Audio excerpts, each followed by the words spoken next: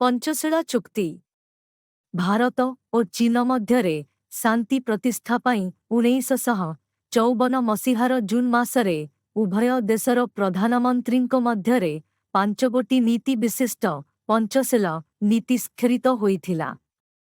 1955 एही पंचशीला नीति को 1955 मसीहारे बांदुंग सम्मिलनी रे ग्रहण करा जाइथिला।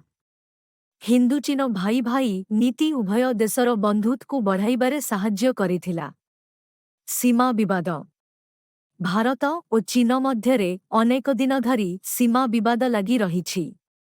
1959 मसीहारे चीन सरकार भारतर 81,100 वर्ग किलोमीटर विस्तीर्ण अंचल को निजर अख्तियार रे रखिले।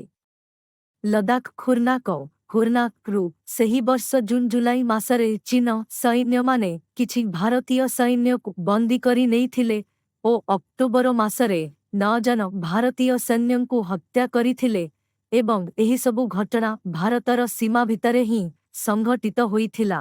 लद्दाखर अक्साई चीन अंचल रे जहाकी भारतर अंश विशेष चीन एक रास्ता निर्माण करिथिला एवं चीन अनुप्रवेशकारी माने सेही रास्ता देई पश्चिम तिब्बत को यातायात करुथिले। 1962 मसीहारे चीन भारत उपरे आक्रमण करिथिला।